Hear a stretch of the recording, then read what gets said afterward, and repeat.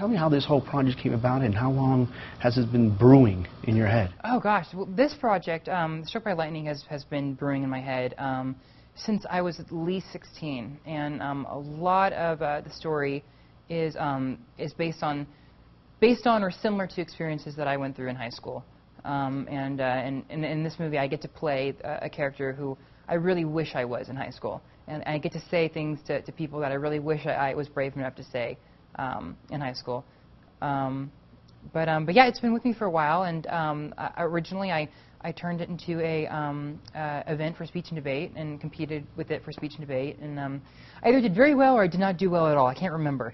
But yeah, and then I've always known that I wanted to adapt it into a screenplay eventually, and I did during season 1 and 2 of Glee, and now we're here. It was a perfect storm. It just like every week a new person was added to the project, or a new object or location. It was just it's been great. It's been perfect. Can you give us kind of a quick little maybe synopsis of kind of what the story's about?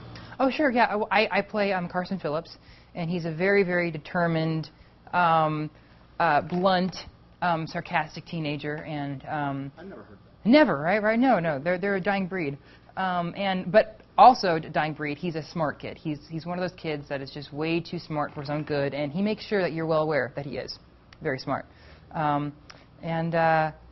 Unfortunately, he's killed his senior year of high school by a bolt of lightning, and the entire movie is a series of flashbacks told from his point of view about his death and his last year of life. You've casted Sarah Hyland from Modern Family. Yes. Now, it's kind of like, she's going up against your show. Is that like an enemy camp you had to get into and kind of bring her in? Not really, because I think we kind of forget about that type of stuff when we're out here. We're too busy gossiping with each other to bring that to work. Now, your future here, do you see yourself doing a little more writing, a little bit more acting, obviously, and what do you prefer? Do you also prefer doing behind the scenes, or I should say behind the camera, or do you prefer being in front of the camera? I like it all, and I think the more I have experience with being on both ends, the more I start to like certain aspects of both positions. But I really love creating something and then portraying it. And I'm really surprised that more actors don't write, because when you get to create a character and then portray that character, you fully 100% know every fiber of that character's being.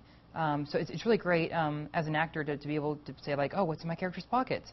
Oh, a cell phone, some gum, and this. And know for a fact that that's true. You don't have to ask anyone else because you created it. Is there anyone that you kind of just look up to and just be like, they're doing it what I want to be doing? Yeah, there are very few people that I look up to in that sense as kind of like an icon or a hero to aspire to be.